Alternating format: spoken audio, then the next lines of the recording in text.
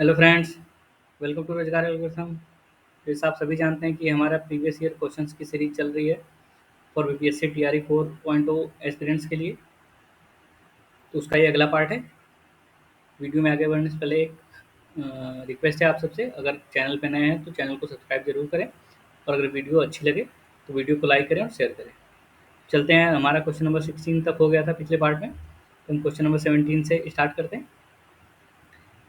इनमें से किसने खलीफा की शक्ति का विरोध किया? ए Iltutmish, B Alauddin Khilji, C Mohammad bin Tughlaq, D Balban, ई कोई नहीं है एक से अधिक। ये हो जाएगा आपका ऑप्शन नंबर बी,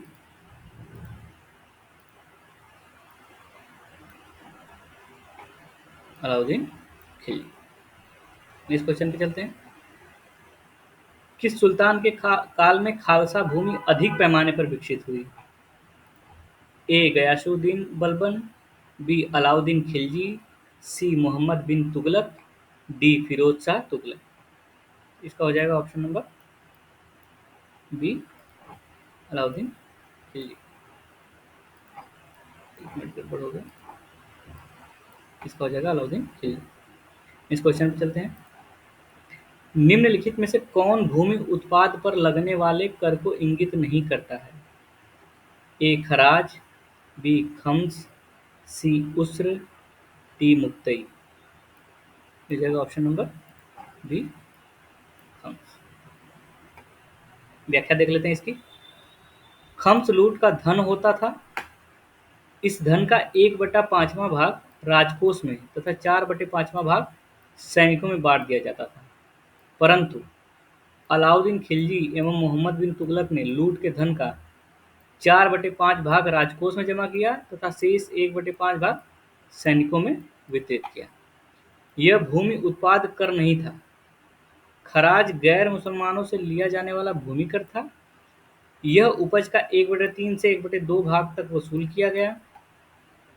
खिलजी शासक की हत्या करके नासिरुद्दीन खुसरो शाह दिल्ली सल्तनत का पहला शासक बना, जो भारतीय मुसलमान था। ए एल श्रीवास्तव ने कहा है कि अलाउद्दीन खिलजी दिल्ली का प्रथम सुल्तान था, जिसे धर्म को राज्य के अधीन लाने का और राज्य को धर्मनिरपेक्ष बनाने का श्रेय जाता है। तो इसमें जो छोटे-छोटे पॉइंट्स हैं वो आप ध्यान में रखेंगे। कई बार क्वेश्चन पूछ जाता है, और हाँ, नोट्स बनाते चलिए ताकि आगे हम रिवीजन में काम आए। नेक्स्ट क्वेश्चन पे चलते हैं।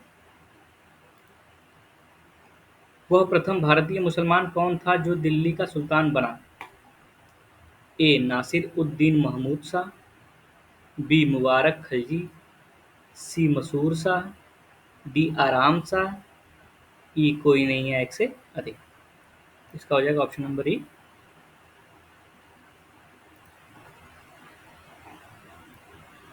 सही हो जाएगा।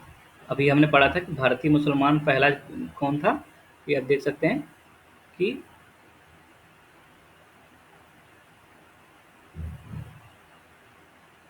एक मिनट, नसीरुद्दीन खुसरो शाह। तो ये आप देख सकते हैं कि नसीरुद्दीन खुसरो शाह जो था वो पहला शासक बना जो कि भारतीय मुसलमान था। तो आप देख सकते हैं कि यहाँ पे ऑप्शन नहीं दिया तो कोई नहीं हो जाएगा। चलते हैं नेक्स्ट क्वेश्चन पे।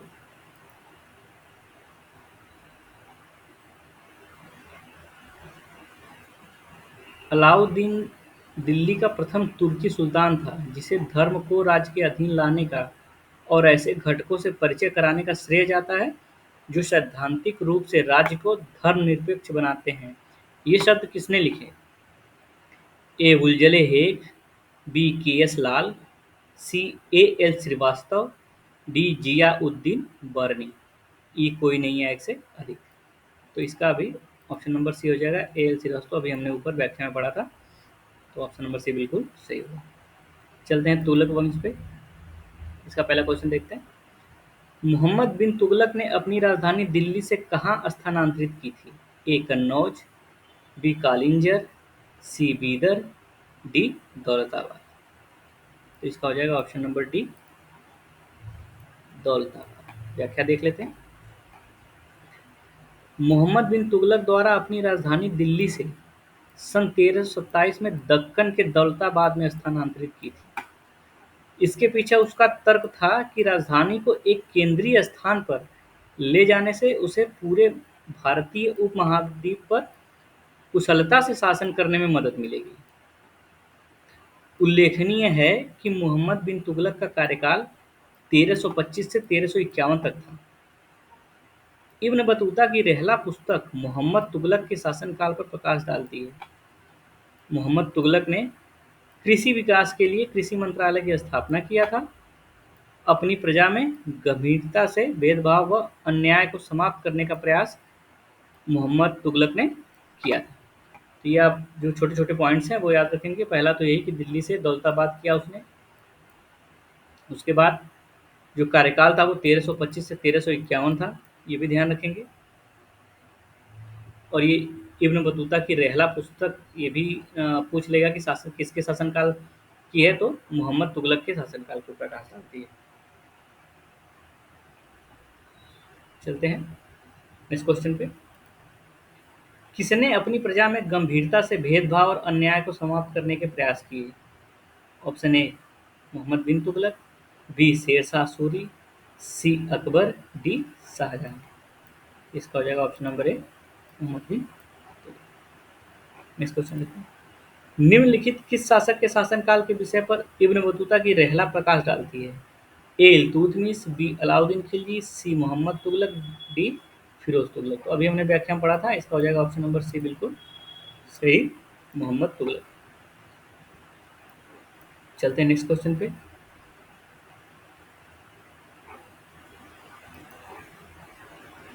जिस दिल्ली सुल्तान ने एक कृषि विकास के मंत्रालय की स्थापना की थी वह था?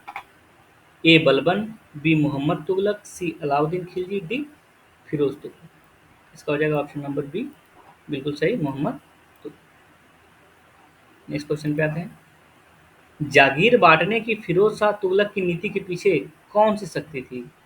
ए उलमाओं की उपलब्धि, बी परंपरागत विशिष्ट वर्ग को समर्पण, सी नीति के चतुराई परिवर्तन, डी समय की आवश्यकता, ई कोई नहीं है एक से अधिक। ये हो जाएगा ऑप्शन नंबर बी बिल्कुल सही, परंपरागत विशिष्ट वर्ग को समर्पण। व्याख्या देख लेते हैं। जागीर बांटने की फिरोज शाह तुगलक की नीति के पीछे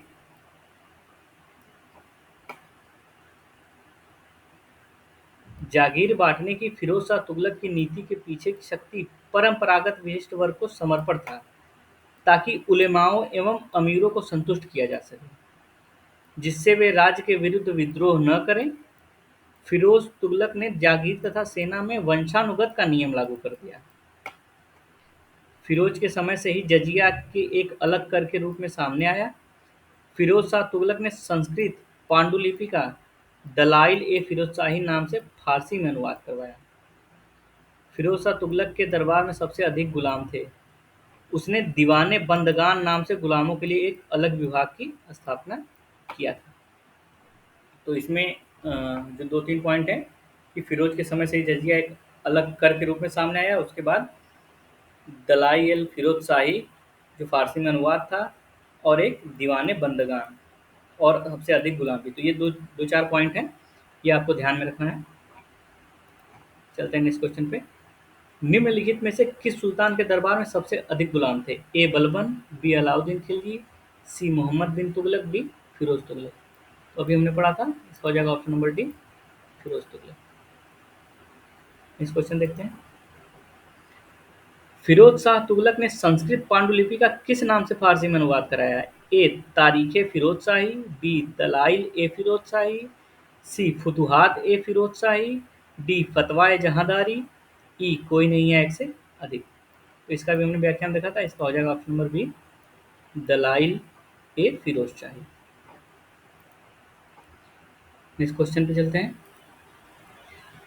किस शासक ने गुलामों हेतु विभाग स्थापित किया था? A Firoz Shah Tughlaq, B Razia Sultan, C Sikandar Lodi, D Mahmud Ghazni. इसका हो जाएगा option number A Firoz Shah Tughlaq. इस क्वेश्चन पे चलते हैं। निम्नलिखित में से किस सुल्तान ने फलों की गुणवत्ता सुधारने के लिए उपाय किए? A Mohammad bin Tughlaq, B Firoz Shah Tughlaq, C Sikandar Lodi, D Sher Shah Suri. इसका हो जाएगा option number B Firoz Shah Tughlaq. चलते हैं नेक्स्ट क्वेश्चन पे, ये व्याख्या पढ़ लेते हैं। फिरोज तुगलक ने फलों की गुणवत्ता सुधारने एवं फलों का उत्पादन बढ़ाने के लिए दिल्ली और उसके निकटवर्ती क्षेत्रों में 1200 बाग लगवाए। तो ये आप ध्यान में रखेंगे, कितना लगवाया? 1200 बाग। इससे राजस्व में भी वृद्धि हुई। सुल्तान फिरोज शाह तुगलक ने बेरोजगारों को रोजगार दिलवाने के लिए एक रोजगार दफ्तर की स्थापना करवाया था। इसने गरीबों के सहायतार्थ एक खैराती अस्पताल दार उल सफा की स्थापना करवाई थी। फिरोज शाह के ही शासनकाल में सबसे ज्यादा नहरों का निर्माण कराया गया था।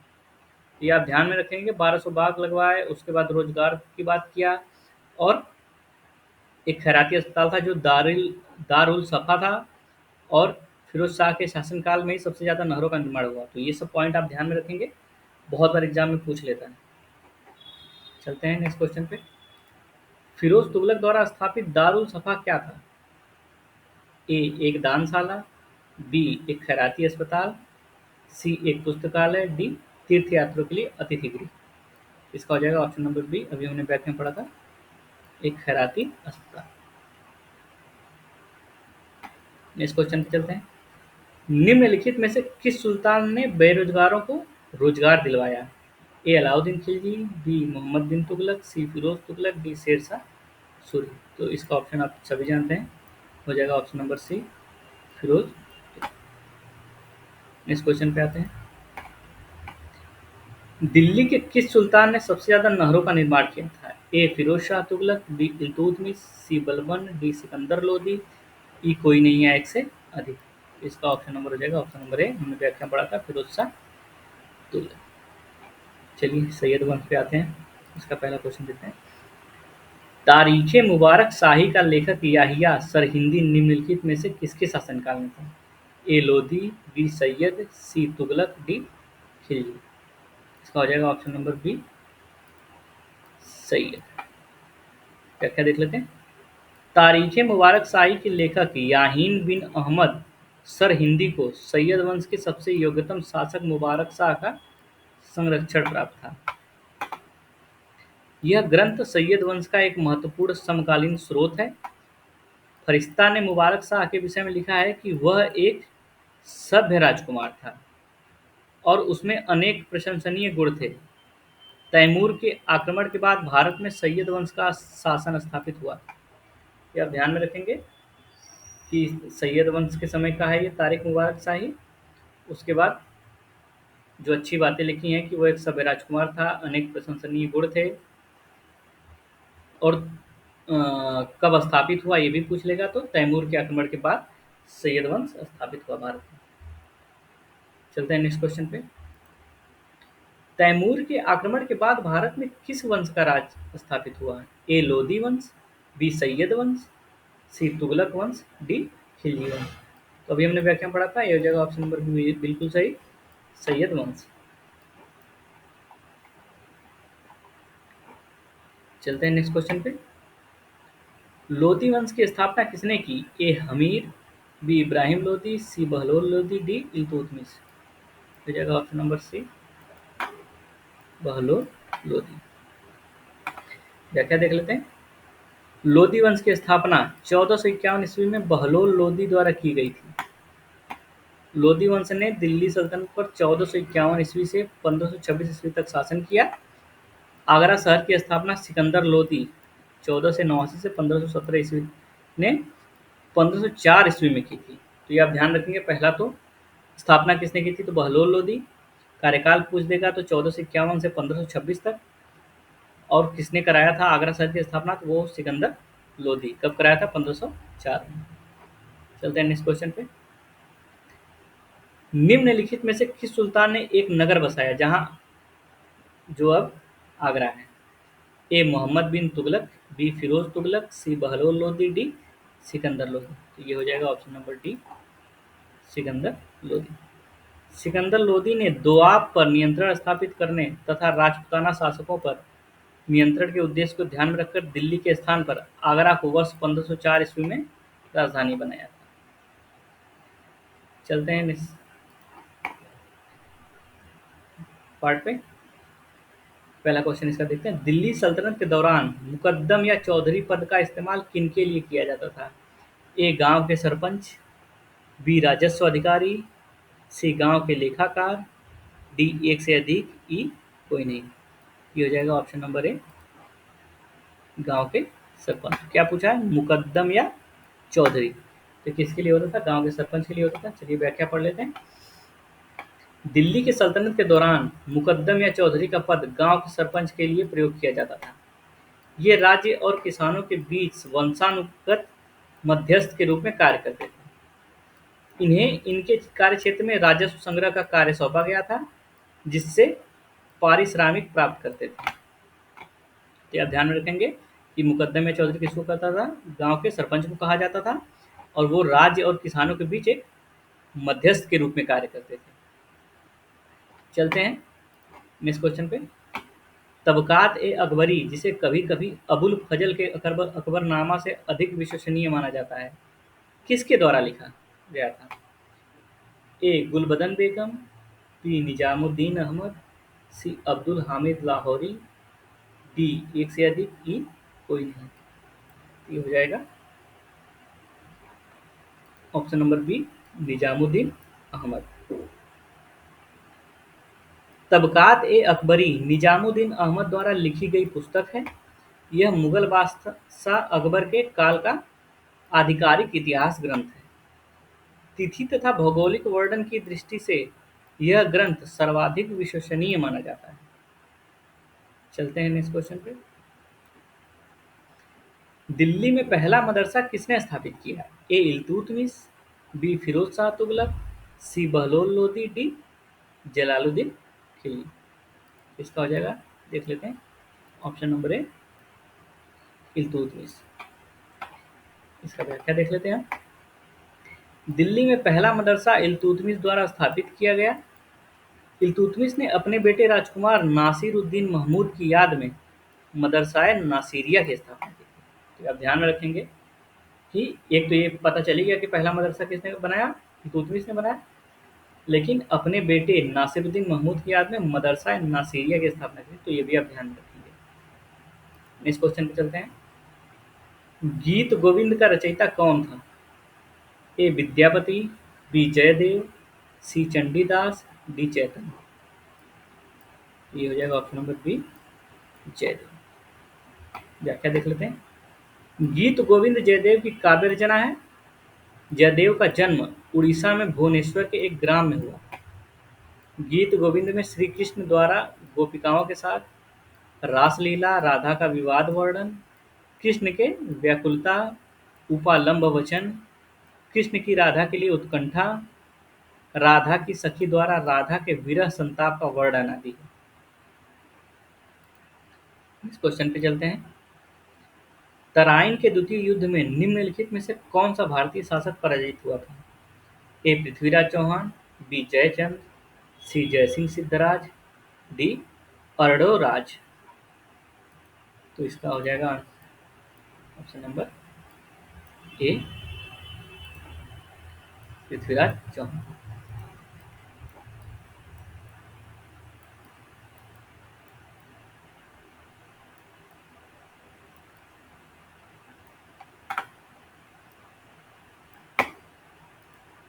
तो इसकी व्याख्या देख लेते हैं। तराइन का द्वितीय युद्ध वर्ष 1192 ईस्वी में पृथ्वीराज चौहान और शहाबुद्दीन मोहम्मद गौरी के मध्य लड़ा गया था। उस युद्ध में मुस्लिमों की विजय और राजपूतों की पराजय हुई थी। आप ध्यान में रखेंगे कि द्वितीय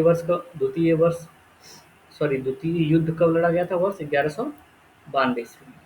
और कौन कौन जीता था? मोहम्मद गौरी जीता था और पृथ्वीराज चौहान हार गए थे। चलते हैं इस क्वेश्चन पे।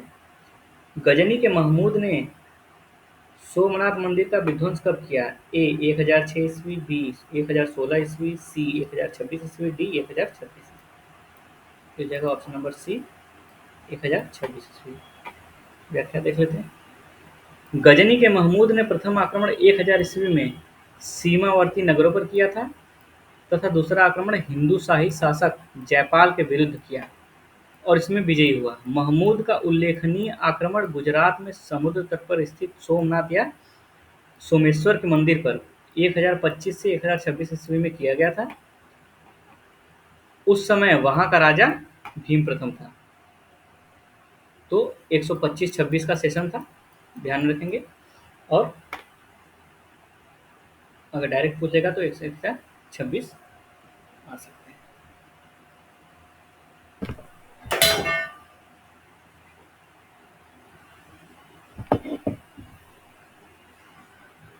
नेक्स्ट क्वेश्चन पे चलते हैं। बहमनी राज्य का संस्थापक कौन था? ए अलाउद्दीन हसन, बी फिरोज शाह, सी महमूद गवाह, डी आसफ खान, ई कोई नहीं है एक से अधिक। इसका हो जाएगा option number A Alauddin Hasan. व्याख्या देख लेते हैं। बहमनी राज्य की स्थापना 1347 ईस्वी में अलाउद्दीन हसन बहमन शाह, मूल नाम हसन गंगू ने मोहम्मद बिन तुगलक के समय की थी। इसने गुलबर्गा को अपनी राजधानी बनाया तथा बाद में उसका नाम अहसनाबाद रखा। इसका प्रतिबंधी राज्य विजयनगर था। उसने साम्राज्य को 4 प्रांतों गुलबर्गा, दौलताबाद, बरार और बीदर में बांटा।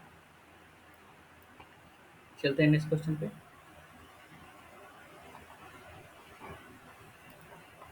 दक्षिणी चित्रकला का विकास कहाँ से हुआ था?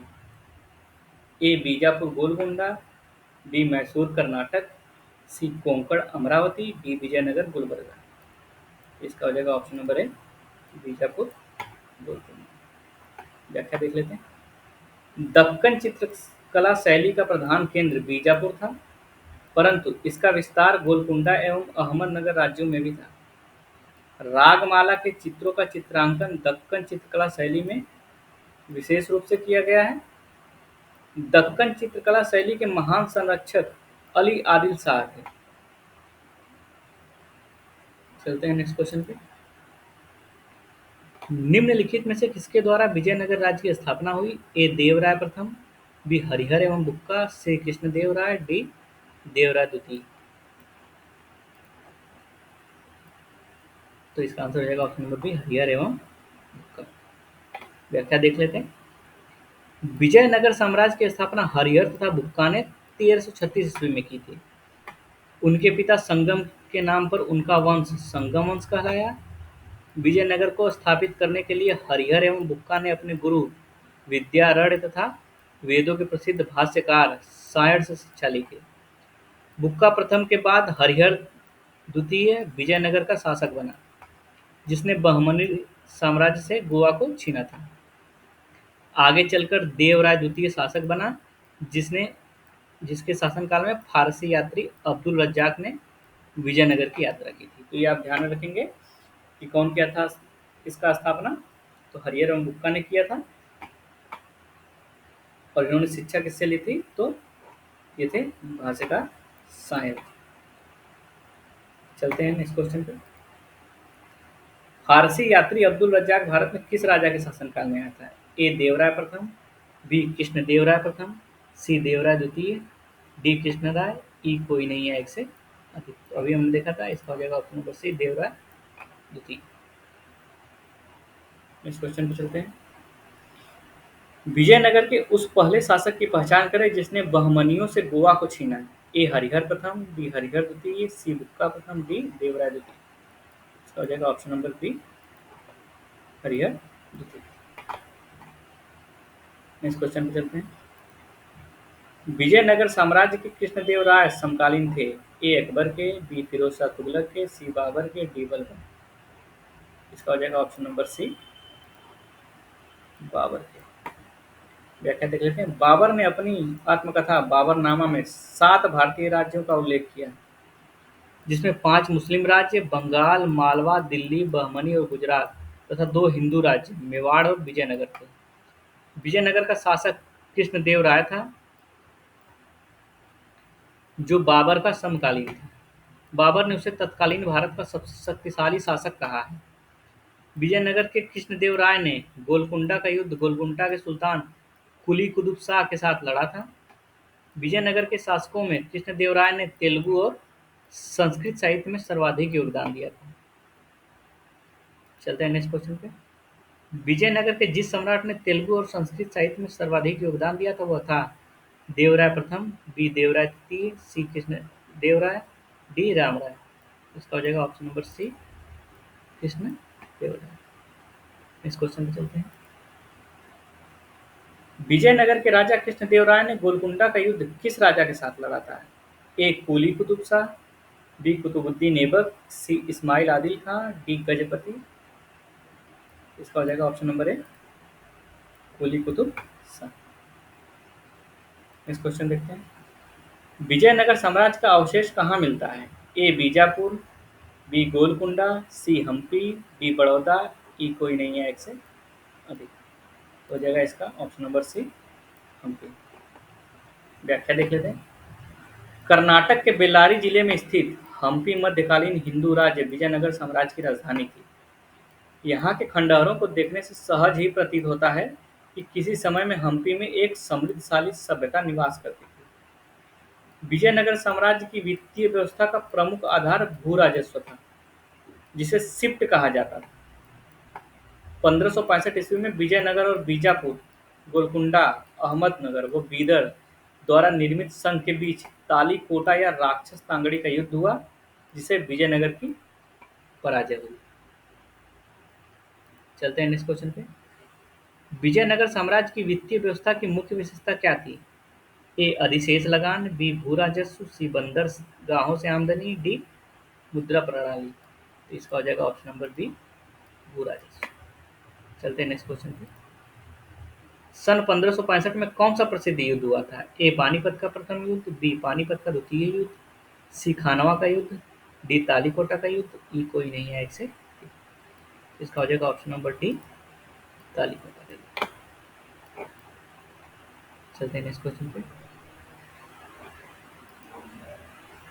निजामुद्दीन औलिया किस सूफी संप्रदाय के अनुयायी थे? ए कादरी, बी नक्शबंदी, सी चिश्ती, डी सुहरावर्दी। ये हो जाएगा ऑप्शन नंबर सी चिश्ती। व्याख्या देख लेते हैं। शेख निजामुद्दीन औलिया चिश्ती संप्रदाय के अनुयायी थे। यह बाबा फरीदुद्दीन गंज ए शंकर के शिष्य थे। इनको महबूब ए इलाही के नाम से भी जाना जाता था। चलते हैं नेक्स्ट क्वेश्चन पे। 10वें सिख गुरु का क्या नाम था? ए गुरु अंगद, बी गुरु रामदास, सी गुरु तेग बहादुर, डी गुरु गोविंद सिंह। हो जाएगा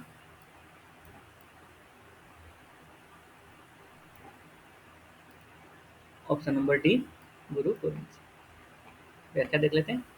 सिखों के 10वें गुरु गोविंद सिंह थे। इनका जन्म पटना बिहार में हुआ था। इन्होंने खालसा पंथ की स्थापना की। चलते हैं नेक्स्ट क्वेश्चन पे। भक्तिकालीन संत चैतन्य का वास्तविक नाम था? ए गौर, बी बल्लभ, सी विश्वम्भर, डी गंगादास।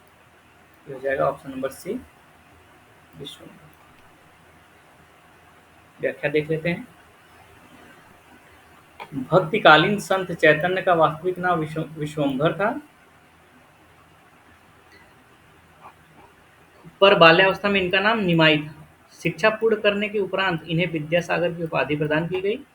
ऐसा माना जाता है कि चैतन्य ने बंगाल में गौड़ीय वैष्णव धर्म की स्थापना की। चलते हैं नेक्स्ट क्वेश्चन पे। किसने भारत में सूफी के चिश्ती संप्रदाय की स्थापना की थी? ए बाबा फरीद, बी शेख बहाउद्दीन जकारिया, सी मोइनुद्दीन चिश्ती, डी ख्वाजा बाकी बिल्ला, ई कोई नहीं है एक से।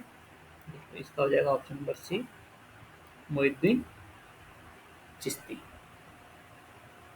व्याख्या देख लेते हैं। भारत में सूफी के चिश्ती संप्रदाय के संस्थापक ख्वाजा मोइनुद्दीन चिश्ती थे। ख्वाजा मोइनुद्दीन चिश्ती का जन्म 1143 ईस्वी में पूर्व पर्शिया के सिस्तान क्षेत्र में हुआ। इन्होंने ही भारत में चिश्ती संप्रदाय की स्थापना की थी। इनके दो प्रमुख शिष्य थे, शेख हमीउद्दीन नागौरी व कुतुबुद्दीन बख्तियार काकी। इनकी दरगाह अजमेर शहर में है। ये सब पॉइंट आप ध्यान में रखेंगे। चलते हैं नेक्स्ट क्वेश्चन पे। सूफीवाद किससे घनिष्ठतः संबंधित है? ए बौद्ध धर्म से, बी शैव धर्म से, सी यहूदी धर्म से, डी इस्लाम धर्म से। ये हो जाएगा ऑप्शन नंबर डी इस्लाम धर्म से। व्याख्या देख लेते हैं। सूफीवाद इस्लाम से संबंधित प्रमुख पंथ है। यह ईश्वर की प्राप्ति के सिद्धांत पर आधारित है, जिसमें हिंदू या मुसलमान भेद किए बिना ईश्वर से प्रेम, उसकी प्रार्थना, उपवास और अनुष्ठानों के माध्यम से ईश्वर की प्राप्ति पर बल दिया जाता है। चलते हैं नेक्स्ट क्वेश्चन पे।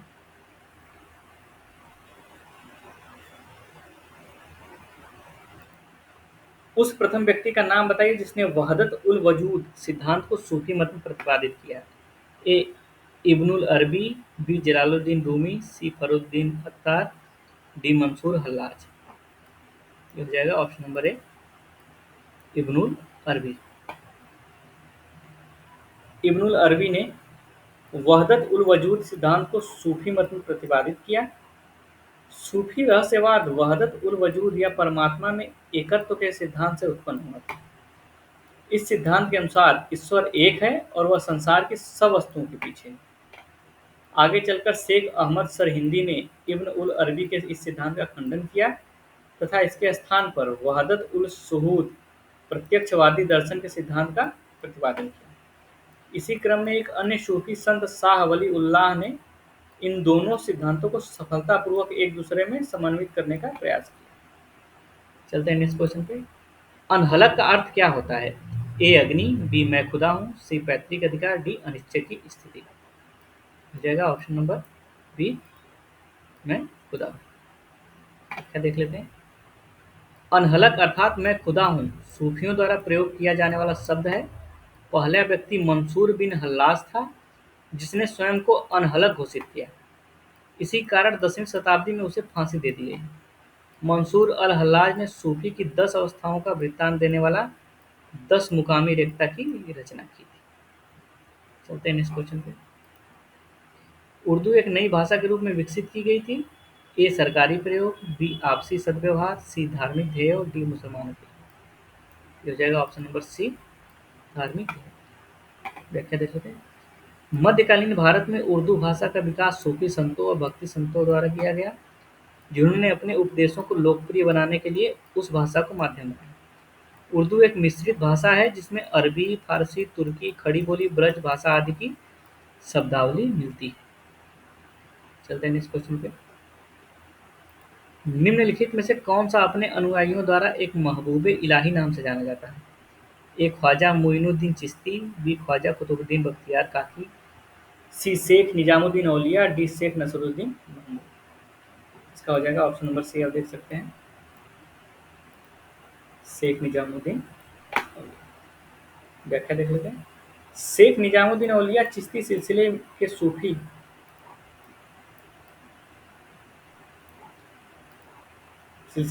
संत थे। निजामुद्दीन औलिया अपने उदार और सहिष्णु दृष्टिकोण के दृष्टिकोण के कारण महबूबे इलाही ईश्वर प्रेमी के नाम से प्रसिद्ध थे। इनके समय में भारत में चिश्तिया संप्रदाय का सबसे अधिक प्रचार हुआ। इनका जन्म 1236 ईस्वी में बदायूं में हुआ था। यह बाबा फरीद के शिष्य थे। तो आज की वीडियो के लिए इतना ही है। आगे हम नेक्स्ट पार्ट में नेक्स्ट क्वेश्चन से देखेंगे, क्वेश्चन नंबर 10 से। तब तक के लिए अगर ये वीडियो आपको अच्छी लगी हो तो प्लीज़ वीडियो को लाइक करें और चैनल को सब्सक्राइब करें और अपने दोस्तों के साथ भी शेयर करें। धन्यवाद।